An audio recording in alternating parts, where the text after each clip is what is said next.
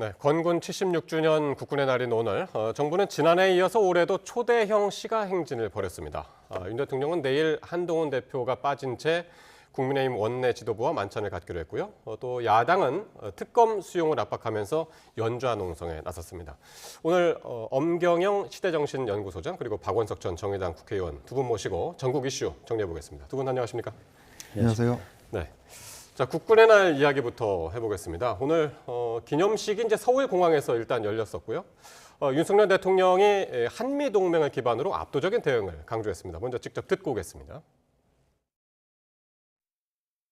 우리 군은 강력한 전투 역량과 확고한 대비 태세를 바탕으로 북한의 도발을 즉각 응징할 것입니다. 만약 북한이 핵무기 사용을 기도한다면 우리 군과 한미 동맹의 결연하고 압도적인 대응에 직면하게 될 것입니다. 그날이 바로 북한 정권 종말의 날이 될 것입니다.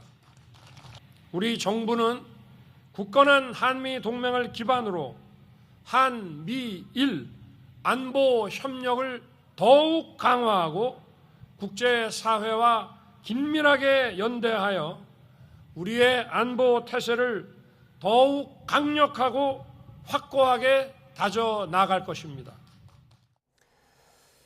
예, 오전에 서울공항에서 이 기념식이 있었고요. 오후에는 광화문에서 시가행진이 있었죠. 지난해 10년 만에 시가행진이 부활됐었고 올해 2년 연속으로 이제 시가행진을 했다고 합니다.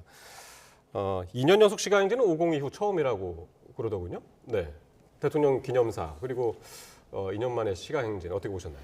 네, 지금은 안보 위기가 심화되고 있는 국면인데요.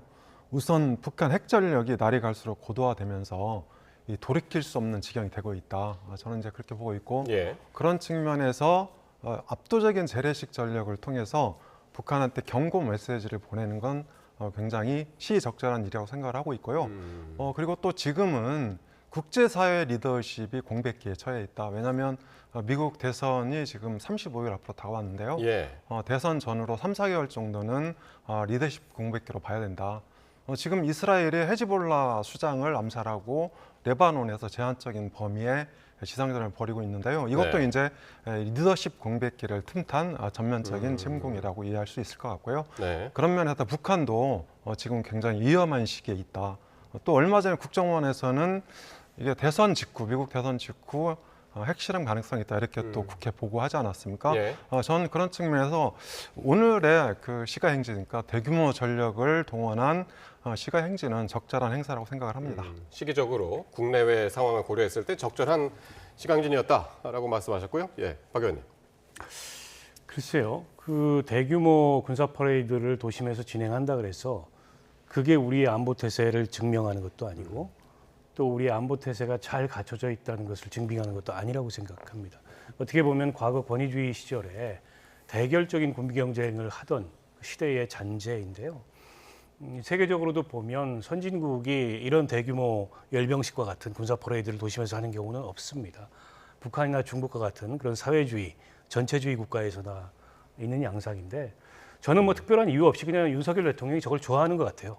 저걸 하고 싶어 하는 것 같고. 예. 그게 이제 2년 연속 시가행진을 하게 왜 된 좋아한다고 보세요? 글쎄요, 모르겠습니다.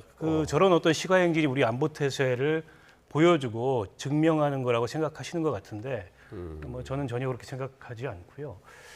그리고 그 앞서 기념사에서 하셨던 북한 정권의 종말 이런 말씀을 하셨는데 네. 우리 안보 의지를 드러낸다는 측면에서는 뭐 대통령이 하실 수 있는 말씀이라고 봅니다만 군사 지도자가 아닌 이 정치 지도자는 예. 그런 군사적인 충돌 양상이 오지 않도록 하는 게 정치 지도자의 임무입니다. 정권의 종말 이런 얘기를 하는 게 임무가 아니고요. 예. 그런 측면에서 봤을 때 윤석열 정부 들어서서 어떻게 보면은 좀 그 군사 대결이 가열화되고 있는데 그게 과연 북한 핵 고도화 의지를 꺾고 있느냐? 네. 그렇지 못하거든요. 예. 그래서 늘 윤석열 대통령이 입버릇처럼 힘으로 평화를 지킨다고 말로 평화를 지키는 게 아니다. 근데 정작 윤석열 대통령이 하고 있는 건 말밖에 없어요. 말로서의 강경책이 우리 평화를 지키고 북한의 핵 개발 의지를 꺾지 않는다 이 말씀을 예. 드리고 싶습니다. 일각에서는 근데 그 최근 대통령 지지율이 지금 최저치를 계속 이제 경신하고 있어서 이런 가운데 이제 안보를 이제 강조하는 이 정부의 행보가 지지층 결집을 하는데 도움이 되는 것 아니냐 그런 해석도 내놓고 있습니다. 네, 대통령 지지율은 대략 25% 안팎에서 네.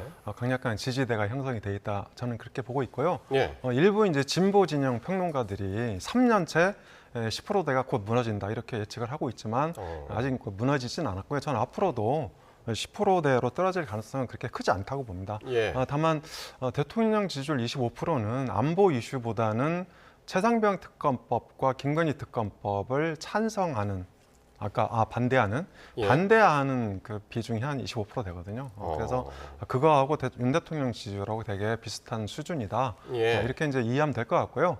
대통령이 안보 문제를 강조한 것은 보수 정당의 정체성과 맞닿아 있고 또 최근에 국제 정세 흐름도 그렇지 않습니까? 사실 이제 북한이 백두혈통이 그러니까 김정은 일가죠. 김정은 일가가 유지되는 한 전면적인 남북 협력은 거의 불가능한 상황입니다. 예. 그리고 남북 관계가 좋았을 때도 북한은 이른바 모기장론 같은 걸 주장을 했어요. 그러니까 이 대외 지원이라든지 문물의 유입을 모기장을 쳐서 막겠다는 거죠. 그러니까 이 체제가 흔들리지 않을 정도의 그 정도의 지원과 이 문물을 수입하겠다 이런 게 이제 북한의 입장인 거고요. 그래서 저는 당분간 북한의 내부 변화를 지켜보면서 우리가 안보 태세를 강화할 필요가 있다 이렇게 보고 있고 예. 안보 이슈 문제는 물론 지지층 결집에 어느 정도 도움이 되겠지만 과거처럼 그렇게 파괴력 있는 이슈는 아니다. 저는 그렇게 그렇군요. 생각합니다. 그렇게 보시는 거예요. 지난번에 이제 체코 방문 이후에도 이제 그 이후에 있었던 여론조사에서는 이제 지지율이 또 오른 면도 있었고, 그래서 외교 안보 측면에서 어떻게 보시나요? 근데 이제 대통령 지지율이 20% 선을 넘어서 네. 10%대로 떨어지지 않는 걸 다행이라고 생각한다면 그 자체로 통치 위기이고 정권의 위기인 거죠.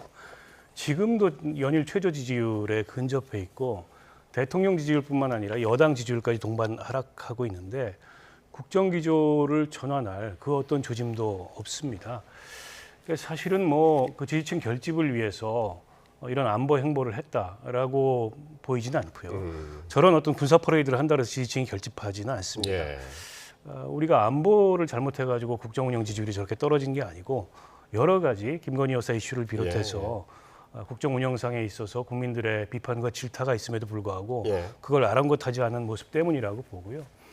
그리고 현 정권이 보수 정권으로서 안보를 중시하는 것은 보수의 가치라는 측면에서 그럴 수 있다고 봅니다. 그런데 최상병 그 사건에서처럼 예. 어떻게 보면 대민 지원 업무를 나갔다가 순직한 우리 장병이 왜 순직하게 됐는지 그 진상조차 제대로 규명하지 않는 그런 안보가 도대체 어느 시대의 안보인지 저는 거꾸로 묻지 않을 수 없고 이대로 대통령 국정 지지율이 지속된다면 어떻게 보면 뭐 대통령이 직은 유지한다 그래도 정상적인 국정 운영이 작동하지 않는 이제 그런 상황에 봉착하게 되지 않을까 싶고 여당 내 자중질환마저 겹쳐가지고 총체적 난국 상황이 아닌가 싶습니다. 네, 알겠습니다.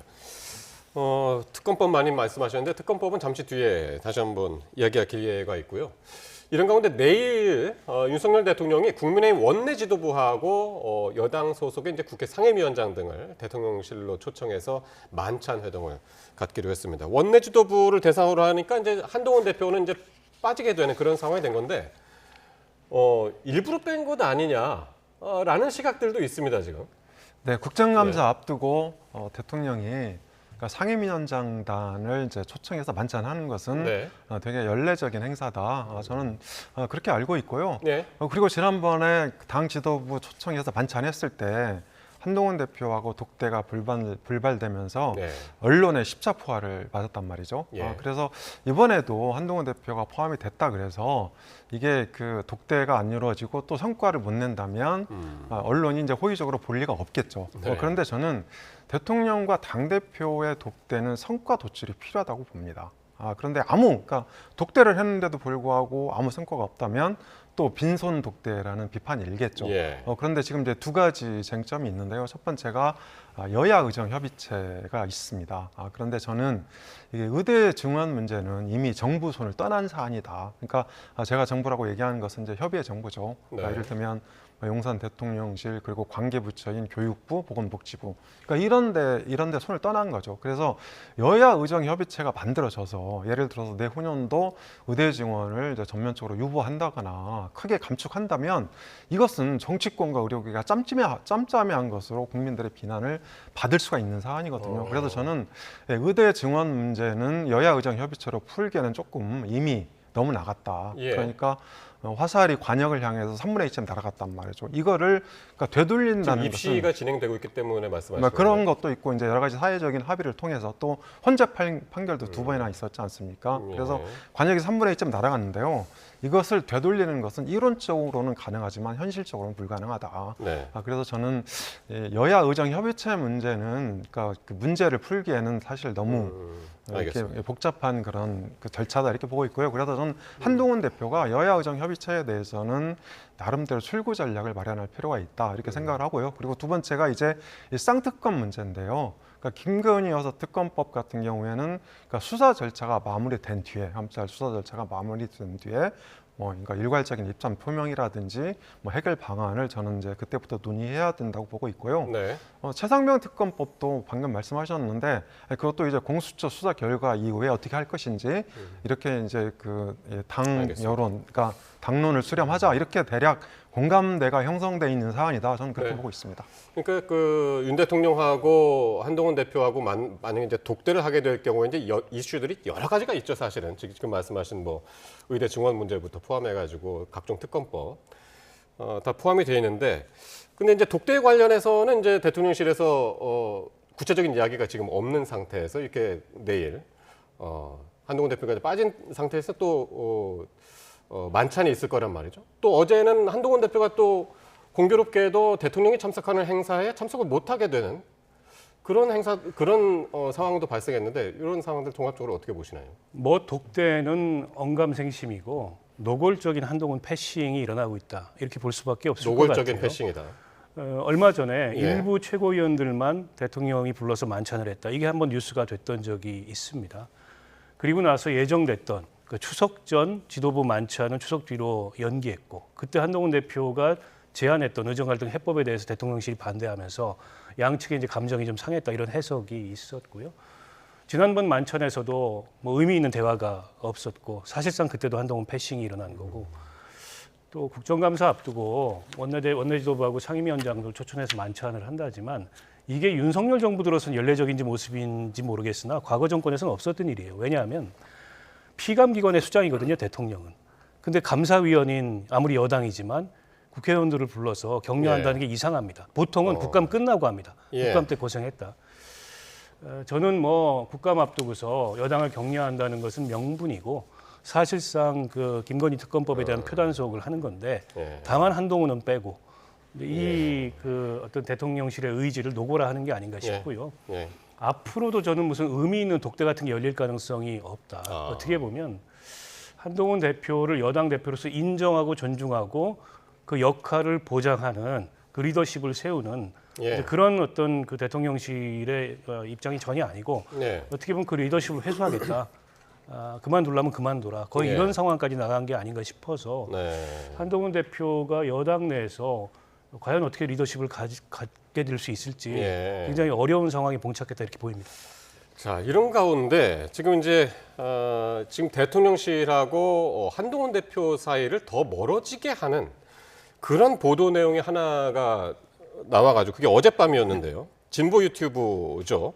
서울의 소리가 단독 보도를 했는데 김대남 대통령실 전 선임행정관이 지난 7월에 전당대회를 앞두고 한동훈 후보에 불리한 제보를 했다. 그러면서 당대표 경선 개입 아니냐. 이게 서울의 소리 이제 주장인데요. 이게 구체적으로 어떤 내용입니까? 먼저 박 의원님이 먼저 좀 설명을 좀 해주실까요? 그 우선 이상한 점은 김대남 씨는 대통령실의 선임 행정관인데 예. 서울의 소리 이명수 기자는 이미 대선 전에 김건희 여사 녹취록으로 인해서 한 차례 파문을 일으켰던 당사자예요. 그렇죠. 그걸 알면서 그 당사자인 기자와 수개월간에 저런 식의 대화를 나눴다는 것 자체가 이해가 안 되고요. 네. 그리고 저 김대남 행정관이 얘기했던 내용을 보면 어쨌든 시민단체들을 동원해서 그 언론사 고발 다 내가 시켰다, 고발 사주했다 이런 내용도 있고 또 김건희 여사가 총선에 공천에 네. 누구를 꽂으려고 뭐 그 팔걷어 붙이고 있다 이런 얘기까지 하고 급기야는 한동훈 그 대표를 이런 이슈를 가지고서 공격을 해라 이렇게 기자한테 사주하는 내용까지 포함되어 예. 있어요. 저분이 무슨 생각으로 저렇게 저런 행동을 했는지 일단 좀 예. 의아하고요. 그러니까 일단 그 참고로 그게 어떤 내용이었냐면 김대남 선임 행정관이 서울의 소리 기자하고 이제 통화해서 지난 바로 7월에 그 국민의힘 전당대회가 있었죠. 네. 그 바로 직전에 총선 4월 얘기를 한 거예요. 4월 총선 때 얘기를 했는데 그때는 이제 한 대표가 비대위원장이었고, 근데 그때 총선 여론조사로 쓰일 당비를 총선 전이니까 총선 여론조사를 써야겠죠. 근데 자신의 대선 인지도 여론조사를 했다. 그 당비를 가지고 그게 이제 김대남 전 행정관의 주장입니다. 이 전화 녹취록상에서. 예. 네. 그러니까 이 사건이요. 그러니까 저는 이제 그 전당대회 때 여러 가지로 폭발이 된 사건인데요. 그러니까 이를테면 이제 전당대회 때, 그러니까 그 용산 대통령실에서 한동훈 대표에 대해서 좀 탐탁치 않게 생각하는 기류가 있었던 거죠. 네. 이게 이제 큰 줄기가 하나 있었던 것이고, 그리고 일부에서는 나경원 의원을 이제 지원해야 된다. 이런 이제 주장도 있었고, 또 한편에서는 원희룡 전 국토부 장관을 지원해야 된다. 예. 그러니까 이제 용산의 기류가 이렇게 있었어요. 그런데 이제 말씀하신 대로 그 김대남 전 선임 행정관 같은 경우에는 이를테면 이제 나경원 의원을 이제 지원해야 된다는 식으로 예. 계속 이제 활동을 했었던 것이고, 이것이 그 뭐 김건희 여사의 의중인 것처럼 예. 이를테면 이제 일종의 참칭을 한 거죠.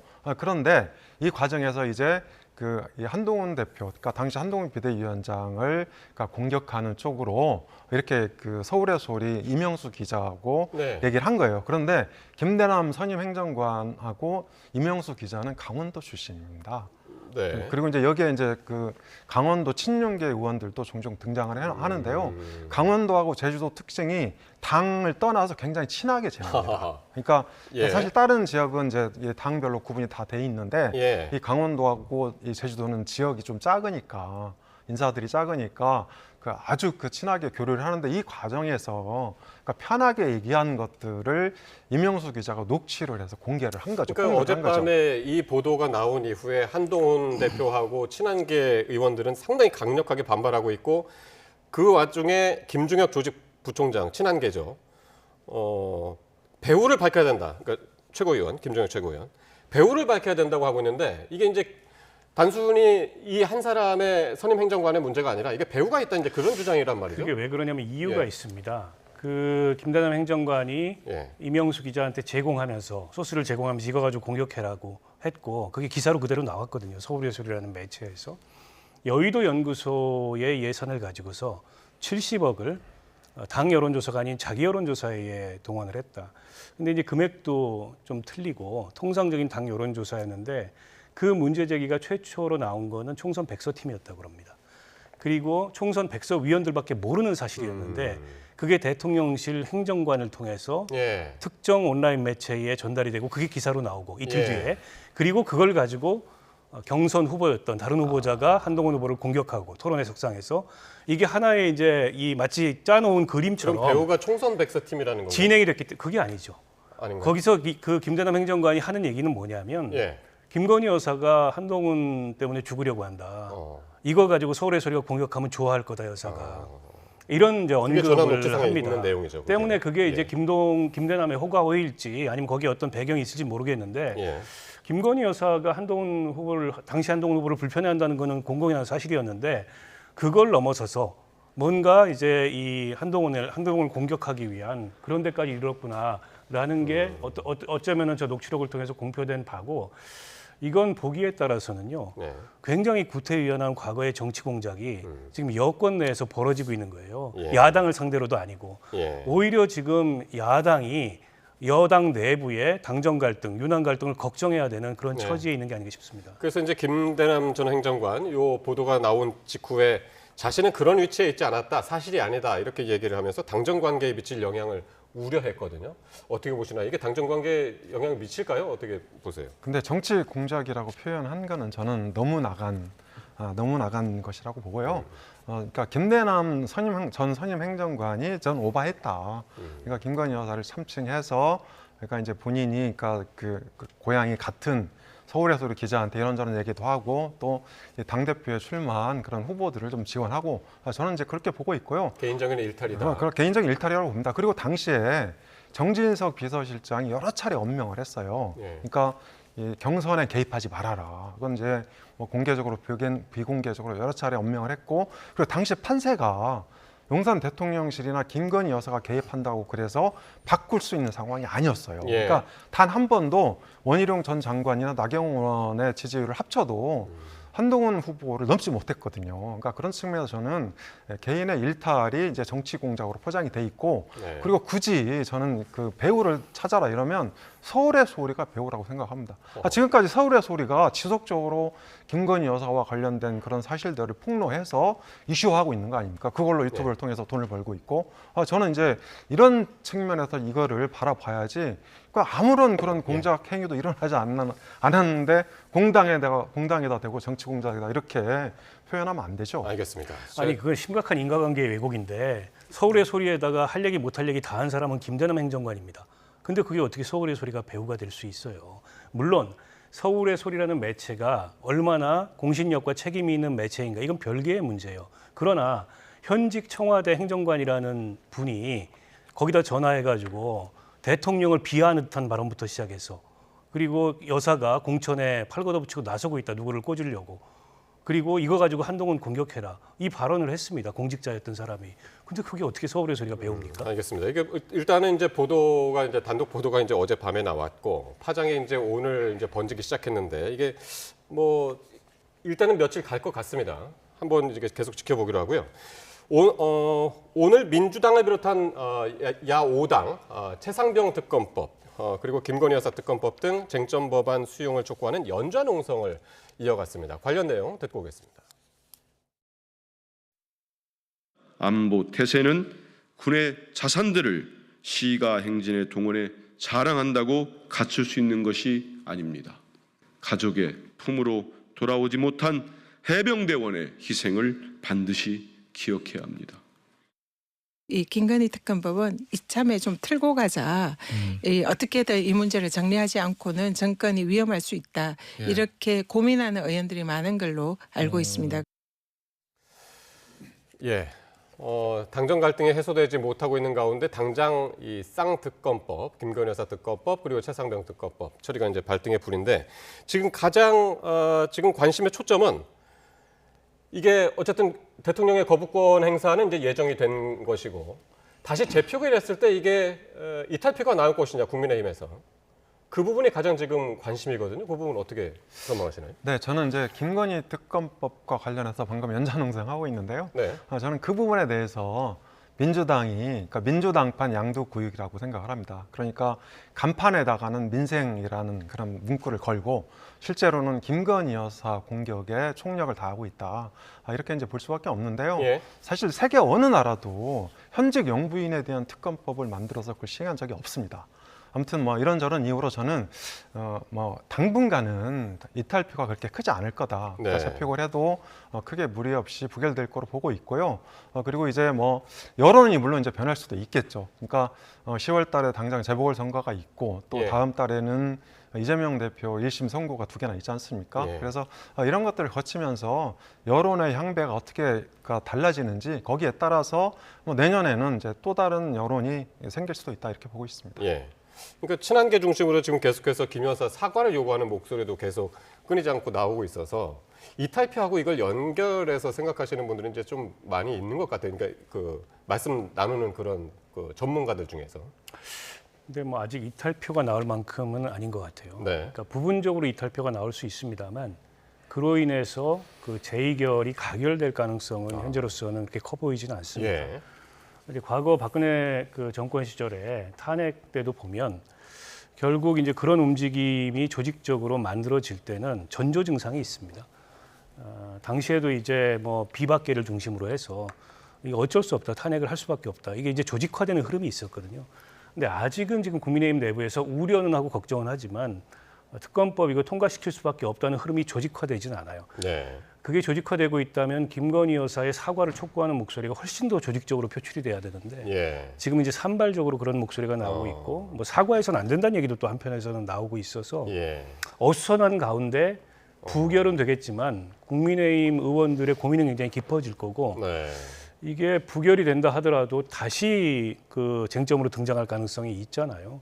그러니까 저는 민주당에서 바로 재의결 표결을 이렇게 서둘러서 붙이는지 저는 좀 사실은 잘 이해가 안 됩니다. 사실은 국정감사가 있기 때문에 예. 어차피 김건희 그 국감이 될 수밖에 없고 여러 가지 이제 새로운 폭로가 나올 수 있고 쟁점이 등장할 수도 있는데 예. 이게 표결을 하게 되면 또 이제 거부권 행사했다가 재의결이 부결되고 이거 반복을 하게 되잖아요. 그러니까요. 조금 더 어떻게 보면은 여론을 보면서 재의결을 시도해도 좋을 것 같은데 아마 민주당은 민주당 나름대로의 다른 판단이 있는 것 같아요. 굉장히 서두르고 있잖아요. 지금 네. 토요일이라도 하겠다. 그러나 지금 상황에서 이게 재의결이 붙여졌을 때 부분적 이탈표는 있겠지만 가결될 가능성은 별로 없어 보입니다. 그렇게 보시는군요.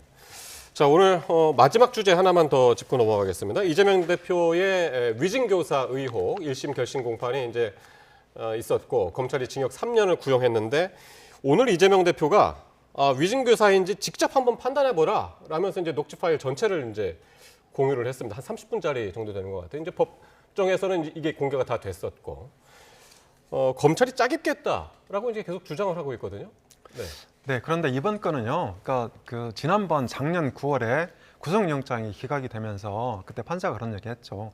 혐의가 소명된다. 그랬죠. 이런 얘기를 했고요. 그리고 그러니까 핵심 인물 중에 김진성 전 김병량 성남시장 수행비서가 있는데 이 사람이 작년에 그러니까 작년 10월인가 작년에 그러니까 8개월 받았어요. 그러니까 본인이 위증했다 이걸 인정하면서 예. 그래서 뭐 되게 사건이 복잡한 것처럼 보이는데요. 이것으로 보면 이재명 대표의 그 위증교사 혐의는 굉장히 명백하다. 저는 그렇죠. 그렇게 생각하고 본인이 있습니다. 위증했다고 인정을 했죠, 그렇죠? 그렇습니다. 그러면서 예, 이제 8개월 이제 징역형을 받은 거죠. 예. 이거 자체가 법원에서 위증교사 혐의를 인정한 거죠. 이러면서 이재명 대표 위증교사 문제가 본격적으로 불거진 거거든요. 예. 그러니까 이게 이제 11월 이제 선고가 이제 두 개가 있잖아요. 그 선거법과 관련해서고 그리고 하나는 이제 위증교사 관련해서인데 11월 선고 결과가 이제 사법 리스크에 분수령이 될 것이다라고 하는데 전망 어떻게 하시나요, 박 의원님? 글쎄요, 뭐 판결 결과를 예측하기는 굉장히 어렵다고 보고요. 네. 근데 이제 검찰의 구형량을 보면 지난번 선거법 그 위반 사건도 그렇고 이번에 위증교사 사건도 그렇고 법정 양형 기준의 최고형을 구형을 했습니다. 아마도 이게 이제 가중 사유가 있다 이렇게 판단을 하는 것 같아요. 이재명 대표가 뭐 범행을 시인하는 것도 아니고 그다음에 뭐 반성한 것도 아니고 보통 이제 감경 사유가 그런 것들이 되는데 그런 감경 사유가 없고 오히려 범행을 부인하거나 뭐 반성의 여지가 없다. 이게 이제 가중 사유로 봐서 검찰이 최고형을 구형을 하고 있는 것 같은데 예. 거기에는 상당 부분 검찰과 이재명 대표 혹은 민주당 간에 지금 뭐 이제 일종의 이제 전쟁 같은 그런 대결 양상도 일정하게는 포함이 돼서 그렇게 이제 강한 구형을 하는 것 같은데요. 예. 이재명 대표 입장에서 좀 억울하다고 생각할 수 있는 대목은 이게 위증교 사건이 원래 검찰이 수사하던 건이 아니거든요. 그러니까 백현동 대장동 사건을 수사하다가 일종의 별건 수사를 통해서 갑자기 뭐 선거부터 재판받던 시절에 위증교 사건이 등장을 했어요. 그러니까 일종의 어떻게 보면 검찰의 나쁜 수사 관행이 또 한 번 위증교사 사건을 통해서 드러난 건데 어쨌든 그 당사자인 김진성 씨가 내가 위증을 했다라고 시인을 했고 녹취록이 공개가 됐고 또 변론 요지서 같은 거를 텔레그램으로 보냈다. 그게 이제 법조인들 얘기는 전형적인 위증교사의 그런 그 행동이다. 이렇게 이제 지적을 해요. 그래서 지금 정황상은 굉장히 불리해 보입니다. 이게 유죄 인정 가능성이 높고 지금 양형으로 봤을 때 뭐 유죄냐 무죄냐. 무죄가 아니면은 어떻게 보면 이제 이 의원직 상실이 물론 1심이긴 합니다만 의원직 상실이 이루어질 수 있는 그런 형을 받을 가능성이 높고 선거법도 마찬가지거든요. 그런 면에서 한동안 이제 수면 밑으로 들어갔던 이재명 대표의 사법 리스크가 다시 수면 위로 올라오고 있고 이재명 대표나 민주당으로서는 좀 고민이 될 수밖에 없는 그런 상황이 아니겠습니까? 최종 심의 나오기까지는 뭐 상당한 시간이 걸릴 거고 그게 이제 뭐 대선 전이냐 후냐 뭐 그건 뭐 누구도 예측 못하는 상황이지만 일단 1심 선고만 가지고도 어느 정도 파장이 있을 걸로 보시나요, 소장님? 네, 그렇습니다. 아까 말씀하신 대로 두 가지인데요. 저는 선거법 위반 건에 대해서는 그것도 이제 두 가지예요. 하나는 고 김문기 처장 알았냐 몰랐냐, 식품연구원, 이제 국토부 공문 두 가지인데요. 저는 이제 그 둘 중에 하나만 인정돼도 대략 한 300만 원 정도 이렇게 1심 선고가 나올 것 같고요. 그러니까 두 번째 위증교사에 대해서는 법원이 최근에 위증보다 위증교사에 대해서는 굉장히 강력하게 처벌을 하고 있다. 그렇게 볼 때 3년 구형했는데 저는 그 최근 이제 검찰이 얼마 전에 밝혔어요. 그러니까 거의 90% 가까이 네. 그러니까 집행유예 이상을 이제 선고하고 있다. 그렇게 볼 때 저는 2년 집행유예 정도 예상하고 있습니다. 알겠습니다. 자, 오늘 두 분 말씀 여기까지 듣겠습니다. 엄경영 시대정신연구소장 그리고 박원석 전 정의당 의원과 함께했습니다. 고맙습니다. 수고했습니다.